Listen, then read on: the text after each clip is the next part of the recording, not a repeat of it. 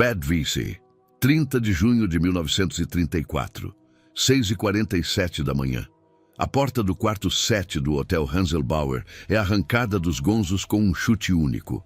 Dentro, um homem de 46 anos, o rosto inchado do sono, a respiração ainda pesada do schnapps da noite anterior, ergue os olhos para encontrar Adolf Hitler em pessoa na soleira. Casaco de couro preto, chapéu molhado de chuva, olhos que não piscam. Ao redor dele, soldados da SS com metralhadoras apontadas para dentro do quarto. Ernst Röhm, fundador das SA, veterano da Grande Guerra com uma cicatriz de bala atravessando o nariz, o único homem na Alemanha que chamava Hitler de Adolf, olha para o amigo de 15 anos e não consegue processar o que está diante dele. Ele entenderia nas próximas 36 horas. Mas este vídeo não é sobre Röhm. Não é sobre os nomes nas listas. 85 mortos oficiais, talvez 200. Ninguém sabe ao certo porque ninguém com autoridade para contar quis contar. Não é sobre o sangue nos corredores de Berlim, os tiros nas garagens da Gestapo, o casal Schleicher assassinado em casa numa tarde de sábado enquanto crianças brincavam na rua lá fora. É sobre o dia seguinte, sobre o que aconteceu. E o que não aconteceu, quando a Alemanha executou em massa seus próprios cidadãos em plena paz, sem julgamento, sem acusação formal, sem uma única lei que autorizasse qualquer coisa daquilo. Sobre o momento exato em que qualquer freio institucional capaz de mudar o curso da história foi desligado para sempre. Esse momento tem data, tem hora. E depois dele, o que viria a seguir não tinha mais nada que pudesse pará-lo. Para entender o que morreu em julho de 1934, é preciso entender o que ainda estava vivo antes e o quanto desse mundo parecia, do lado de fora, perfeitamente funcional. A Alemanha de início de 1934 ainda tinha tribunais, ainda tinha jornais, alguns deles. Ainda tinha o presidente Paul von Hindenburg, marechal de campo com 86 anos e autoridade constitucional real de demitir o chanceler. Ainda tinha o exército regular, a Reichswehr, generais com monocle e botas lustrosas, que desprezavam os nazistas com o desdém silencioso de quem foi para a academia militar quando Hitler ainda vendia postais em Viena. Ainda tinha juristas formados em Heidelberg e em Berlim que sabiam, com precisão técnica, distinguir entre decreto de emergência e assassinato extrajudicial. E no centro de toda essa teia de instituições ainda respirando estava a SA, 3 milhões de homens. Para ter a medida, em 1934, as SA eram 30 vezes maiores que o exército alemão. Era a maior organização paramilitar do mundo ocidental. Seus membros usavam camisas marrom surradas, carregavam cacetetes e facas de cabo amarelo, cantavam nas ruas com uma mistura de álcool barato, ressentimento de classe e fé quase religiosa no movimento. Eles tinham feito o trabalho sujo, intimidações, espancamentos, controle das ruas, que levou Hitler ao poder. E agora queriam o que lhes havia sido prometido. Ernst Röhm queria uma segunda revolução.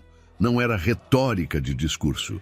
Röhm acreditava, com a convicção de quem passou anos em trincheiras de lama e depois anos mais em vielas de Munique, distribuindo pancadas em nome do partido, que tomar o governo em 1933 era apenas o primeiro ato. Ele queria absorver a Reichswehr dentro das SA.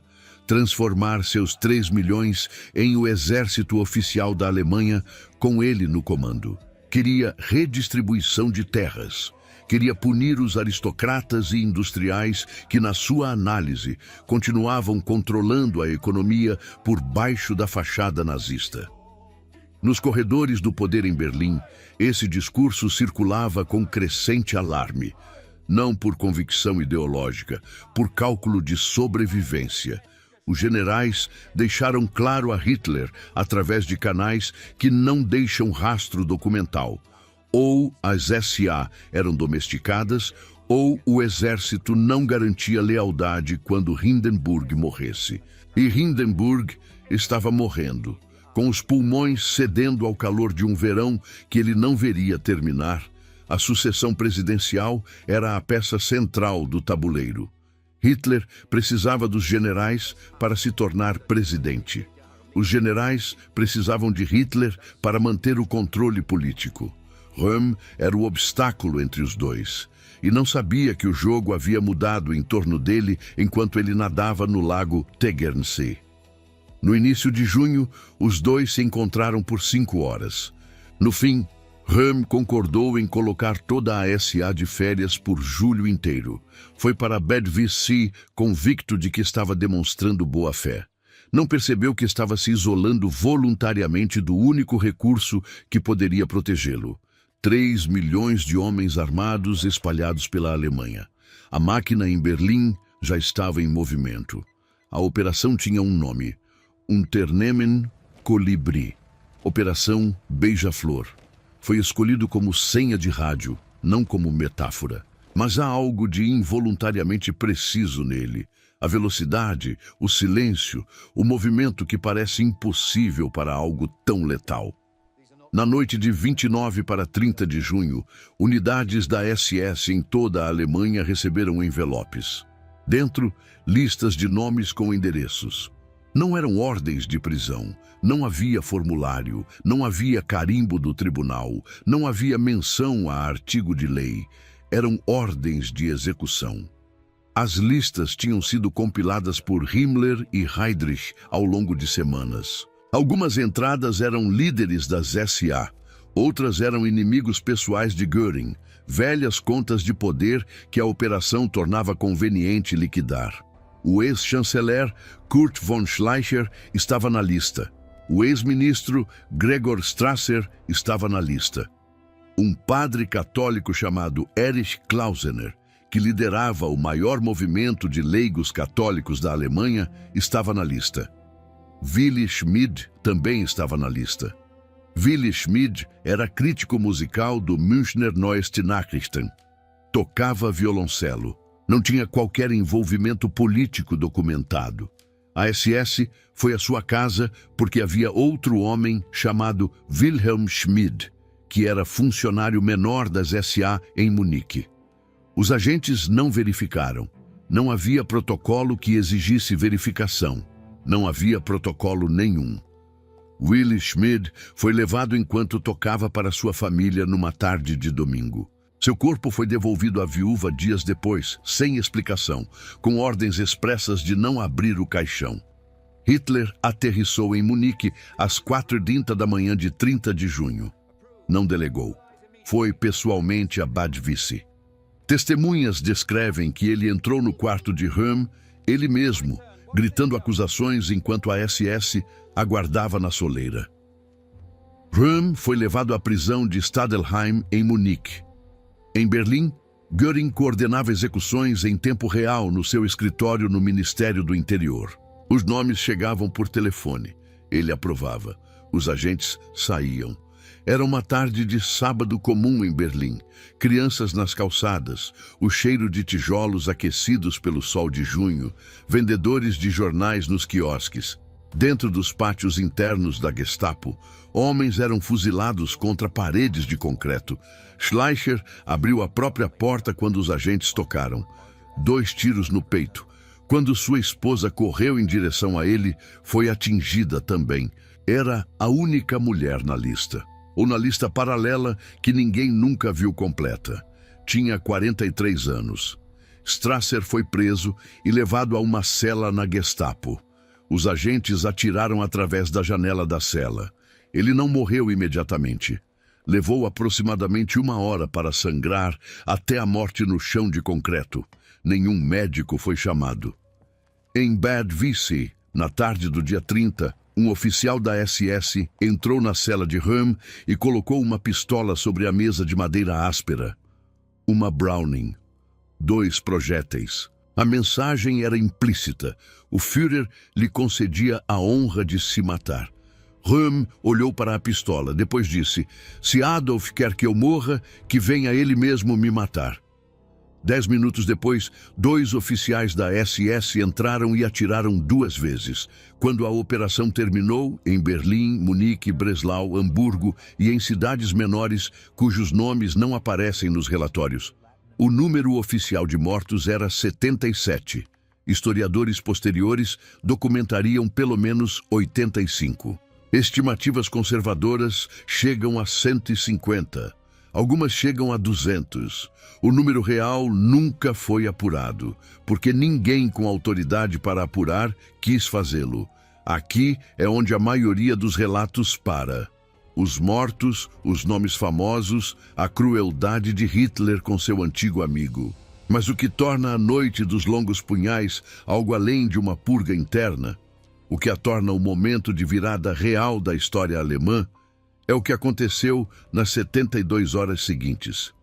Em 1º de julho de 1934, o Ministério da Justiça do Reich estava aberto.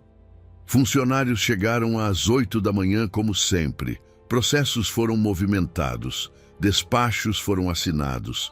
Em alguma gaveta, provavelmente havia petições de familiares pedindo informação sobre parentes levados e não devolvidos. Essas petições não foram respondidas. O Reichsgericht, o Supremo Tribunal do Reich, fundado em 1879, a mais alta corte de um país que havia produzido alguns dos maiores juristas do século XIX, não emitiu nota, não abriu inquérito, não convocou audiência de emergência. Seus membros, homens com décadas de formação em direito constitucional, homens que sabiam com precisão técnica o que havia acontecido, escolheram o silêncio. Em 3 de julho, o governo resolveu o problema jurídico que qualquer estudante de primeiro ano poderia apontar. Os assassinatos eram ilegais. Mesmo dentro do arcabouço distorcido da Alemanha de 1934, não existia lei que autorizasse execuções extrajudiciais em tempo de paz. Então Carl Schmitt, o jurista mais brilhante e mais infame do século XX alemão, professor em Berlim, membro do partido há apenas 14 meses, publicou um artigo de página e meia na Deutschen Juristenzeitung. Título: O Führer protege o direito. O argumento: em situações de ameaça extrema ao Estado, o Führer não aplica o direito. Ele é o direito. Sua ação é jurídica por definição, porque emana da autoridade suprema. Com a linguagem precisa e elegante de um gênio, Schmitt destruiu em uma página e meia o que séculos de teoria jurídica ocidental haviam construído: a separação entre lei e vontade do soberano. O Reichstag se reuniu em 13 de julho. Hitler discursou por horas, justificou cada morte. Quando terminou, os deputados, incluindo os poucos que não eram membros do NSDAP, se levantaram e aplaudiram de pé. Hindenburg enviou telegrama. Expressava profunda gratidão e sincero reconhecimento pelo fato de Hitler haver salvado o povo alemão de grande perigo. Hindenburg morreria 33 dias depois.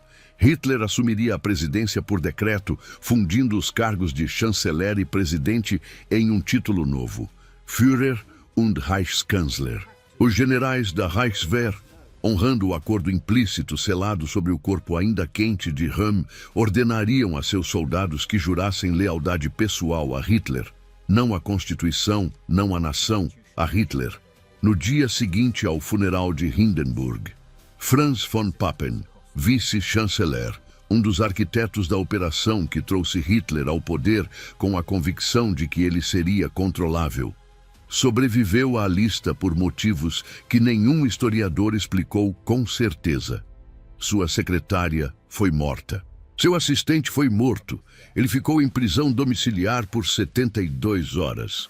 Quando foi solto, Papen não foi à imprensa, não foi ao tribunal, não foi a Hindenburg, com quem tinha acesso direto. Foi ao escritório de Hitler, apresentou os cumprimentos e aceitou ser nomeado embaixador na Áustria. Em suas memórias, décadas depois, descreveria o período como um momento difícil em que erros foram cometidos. Nos quartéis das SA, os sobreviventes prestaram um novo juramento de lealdade em questão de dias. 3 milhões de homens que haviam passado anos acreditando em Röhm como símbolo da revolução verdadeira, disseram, em essência, então devia ser necessário. Havia gestos de resistência. O bispo von Galen escreveu carta ao Ministério da Justiça, que desapareceu sem resposta. Algumas famílias esconderam vizinhos. Alguns policiais não encontraram endereços.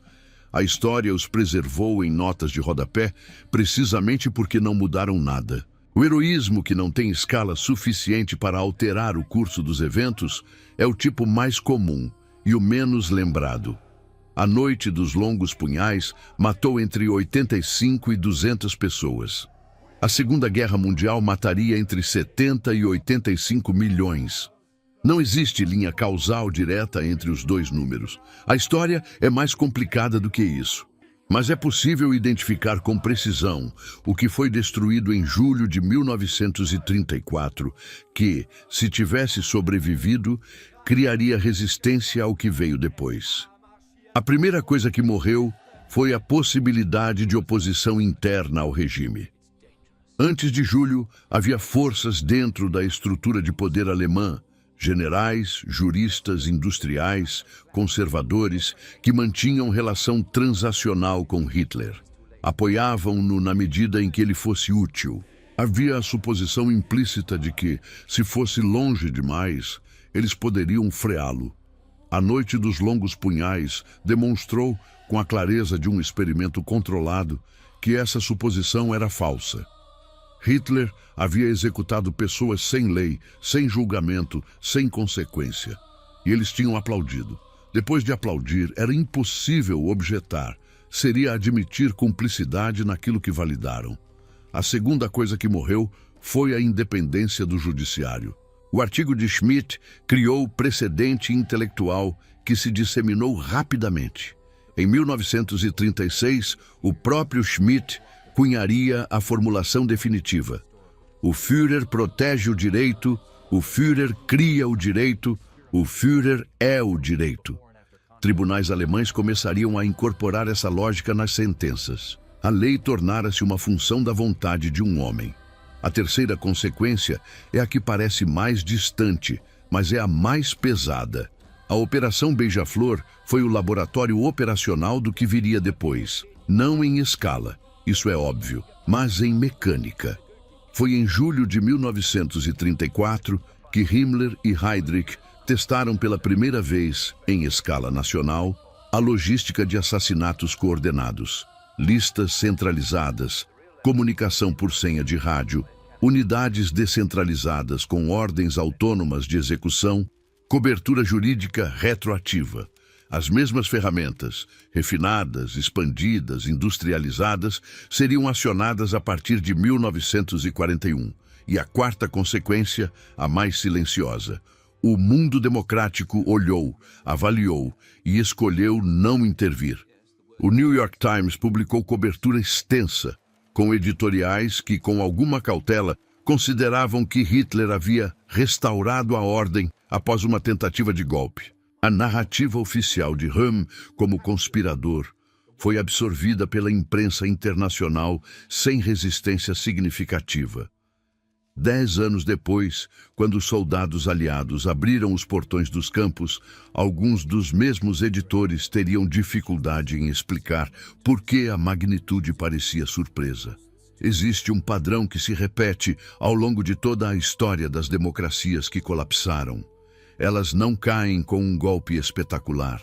Caem quando as instituições que poderiam resistir escolhem em um momento específico e identificável que o custo de resistir é alto demais.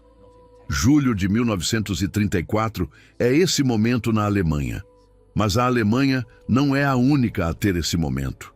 Se você quer entender como repúblicas morrem, não nos livros didáticos, mas nos mecanismos reais, nas escolhas de pessoas específicas em dias específicos, o próximo vídeo examina o dia em que a própria República de Weimar assinou sua sentença de morte, anos antes de Hitler chegar ao poder. É um vídeo sobre uma lei de emergência, um presidente e uma decisão que durou 12 horas. Se isso importa para você, o algoritmo precisa de um sinal claro. Esse botão existe para isso.